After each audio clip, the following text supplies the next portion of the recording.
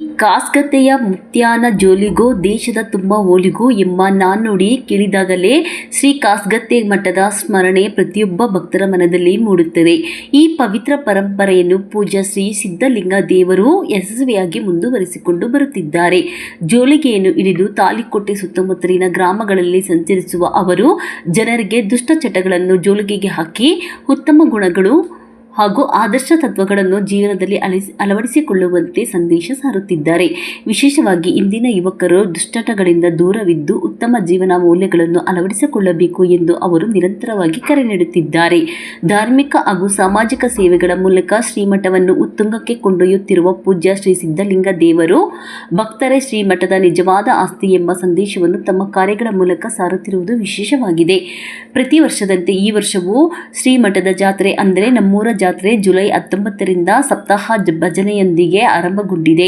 ಜಾತ್ರೆಯ ಅಂಗವಾಗಿ ಪ್ರತಿದಿನ ಸಾವಿರಾರು ಭಕ್ತರು ಆಗಮಿಸುತ್ತಿದ್ದು ಎಲ್ಲರಿಗೂ ನಿರಂತರ ಅನ್ನ ದಾಸೋಹದ ವ್ಯವಸ್ಥೆಯನ್ನು ಶ್ರೀಮಠದ ವತಿಯಿಂದ ಮಾಡಲಾಗಿದೆ. ಇಂದು ನಡೆದ ಅನ್ನಪ್ರಸಾದ ಸೇವೆಯ ಸಂಪೂರ್ಣ ವೆಚ್ಚವನ್ನು 1986ನೇ ಇಸ್ವಿನಲ್ಲಿ SSLC ಹಳೆಯ ವಿದ್ಯಾರ್ಥಿಗಳ ಬಳಗವು ಭರಿಸಿದ್ದು ಭಕ್ತರು ಹಾಗೂ ಗ್ರಾಮಸ್ಥರು ಈ ಸೇವೆಯನ್ನು ಮೆಚ್ಚುಗೆ ವ್ಯಕ್ತಪಡಿಸಿದರು.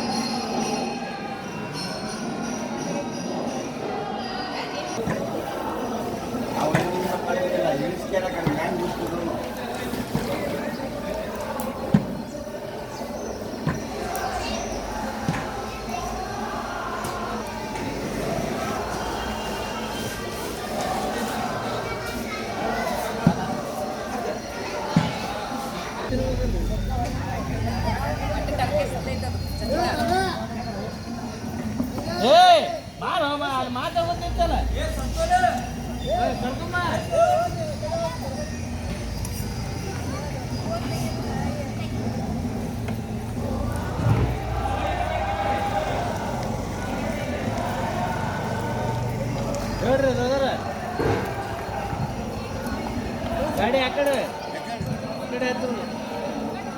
ಹೊರಗೆ ಗಾಡಿ